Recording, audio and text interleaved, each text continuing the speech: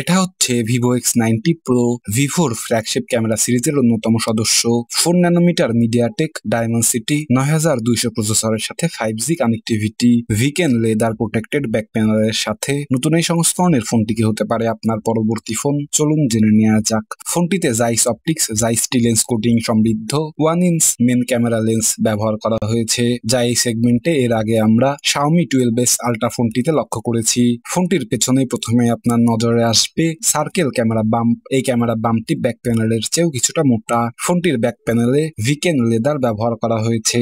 ফোনটির অ্যালুমিনিয়াম ফ্রেমের সাথে ফোনটির ওজন গিয়ে দাঁড়ায় 215 গ্রাম। ফোনটির 2.5D কার্ভ সহ ওপরে নিচে স্কার্ট ফোনটির প্রিমিয়াম ফিলকে আরো ফুটিয়ে তুলতে সক্ষম হয়েছে। ফোনটির সামনের প্রোটেক্টর হিসেবে কি ধরনের গ্লাস ব্যবহার করা হয়েছে তা উল্লেখ করা হয়নি। এই ডিসপ্লেটির মাঝ বরাবর 5 সেলফি ক্যামেরা লক্ষ্য করবেন। ফোনটিতে ওয়াটার এবং ডাস্ট প্রতিরোধক হিসেবে IP68 এর সাপোর্ট যুক্ত রয়েছে, যা কিনা 1.5 মিটার পানির নিচে 30 মিনিট পর্যন্ত সার্ভাইভ করতে সক্ষম। ফোনটিতে 6.78 ইঞ্চ অ্যামোলেড স্ক্রিনের সাথে 120 হার্জ রিফ্রেশ রেট QHD+ রেজলিউশনের ডিসপ্লেটিতে ভিভোর কাস্টমাইজ ডিসপ্লে ইঞ্জিন ব্যবহার করা হয়েছে। ডিসপ্লেটির 453 ppi এর সাথে 30 বিট 1.7 বিলিয়ন কালার HDR10+ এর সাপোর্ট যুক্ত রয়েছে। ফোনটির ডিসপ্লে রেজলিউশনের কারণে মাল্টিমিডিয়া ইউজার এক্সপিরিয়েন্স অনেক ভালো। কালার কন্ট্রাস্ট এবং ডিপ ব্ল্যাক লক্ষ্য করবেন। ফোনটির ব্রাইটনেস লেভেল দেখার মতো ছিল, যা প্রায় 1300 নিট পিক। ফোনটির অটো ব্রাইটনেস মোড দিনের আলোর জন্য ব্রাইটনেসের সাথে ডিসপ্লে কন্ট্রাস্টও বাড়িয়ে দেয়। ফোনটিতে 120 হার্জ রিফ্রেশ রেটের সাপোর্ট থাকলেও মাল্টিমিডিয়া ইউজার ক্ষেত্রে সেটি নির্দিষ্ট হার্জে কনভার্ট হয়। কিন্তু যে সমস্ত হাই এন্ড মাল্টিমিডিয়া গেমে 120 হার্জ রিফ্রেশ রেট সাপোর্ট করে,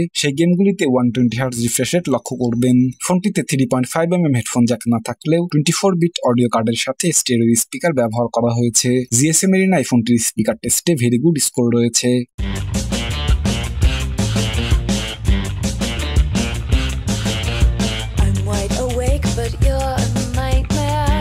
ফোনটিতে নোটিস করার মতো হাই ফ্রিকোয়েন্সি এবং লো ফ্রিকোয়েন্সি লক্ষ্য করবেন। ফোনটিতে micro SD card slot support না থাকলেও UFS 4.0 512GB পর্যন্ত ম্যাক্সিমাম স্টোরেজের সাপোর্ট বিল্ট ইন রয়েছে। গ্লোবাল ভার্সনের এই মডেলটিতে Vivo Fantas 13 এর সাথে Android 13 এর ইন্টারফেস লক্ষ্য করবেন। ফোনটিতে 4 ন্যানোমিটার 3050 মেগাহার্জের Mediatek Dimensity 9200 প্রসেসরের সাথে 5G কানেক্টিভিটি। জিপিইউ হিসেবে রয়েছে Immortalis 715 MC11। ফোনটিতে 6400 মেগাহার্জের LPDDR4X 12GB পর্যন্ত ম্যাক্সিমাম র্যামের সাপোর্ট যুক্ত রয়েছে, ফলে ফোনটির মাল্টিটাস্ক গেমিং এক্সপিরিয়েন্স যথেষ্ট ভালো। ফোনটিতে ভাপার চেম্বার কুলিং সিস্টেম ব্যবহার করা হয়েছে, ফলে ফোনটি দিয়ে আপনি long time heavy weight game প্লেগুলি করতে পারবেন।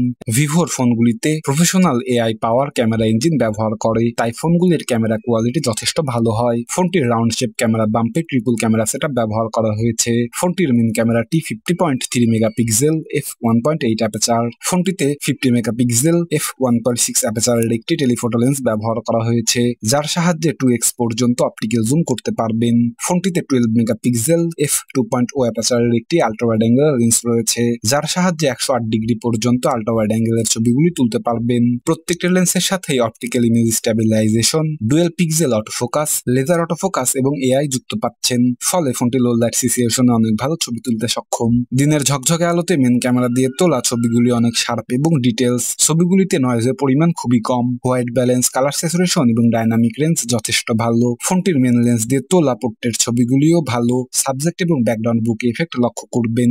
ফোনটির আল্ট্রা ওয়াইড অ্যাঙ্গেলের লেন্সটি যথেষ্ট কাজের, এটিরও কালার স্যাচুরেশন এবং ডাইনামিক রেঞ্জ যথেষ্ট ভালো। ফোনটি দিয়ে আপনি সর্বোচ্চ 8K at 24 fps, 4K at 3060 fps, 1080p at 3060 fps এর ভিডিও রেকর্ড করতে পারবেন। ফোনটির আল্ট্রা ওয়াইড লেন্স দিয়ে 4K at 30 fps, 1080p at 30 fps এর ভিডিও রেকর্ড করতে পারবেন। ফোনটির সেলফি ক্যামেরাটি 32 megapixel f2.5 aperture. Selfie camera দিয়ে তোলা ছবিগুলি অনেক শার্প এবং ডিটেলস। কালার স্যাচুরেশন এবং ডাইনামিক রেঞ্জ যথেষ্ট ভালো। এটিতে আপনি সর্বোচ্চ 1080p at 3060 fps এর ভিডিও রেকর্ড করতে পারবেন। এত কিছুকে পাওয়ার অন করার জন্য যুক্ত রয়েছে নন রিমুভেবল লিথিয়াম পলিমার 4870 মিলি এম্পিয়ারের একটি লং লাস্টিং ব্যাটারি। এই ব্যাটারিটিকে চার্জ করতে 120 ওয়াট ফাস্ট চার্জারের সাহায্য নিয়েছে ভিভো, যা ফোনটিকে মাত্র 24 মিনিটে 100% চার্জ করতে সক্ষম। সঙ্গে রয়েছে USB Type-C 3.2 50 watt wireless charging USB on the go. এত কিছুর পরে ফোনটির দাম গিয়ে দাঁড়ায় 755 ইউরো, যা বাংলাদেশি টাকায় 80,000 টাকার সমপরিমাণ। Vivo X90 Pro ফোনটির শক্তিশালী প্রতিদ্বন্দ্বী হিসেবে বাজারে রয়েছে OnePlus 11 ফোনটি সম্পর্কে বিস্তারিত জানতে এখন ক্লিক করুন। সবাইকে আরো একবার ধন্যবাদ জানিয়ে এখানেই শেষ করছি।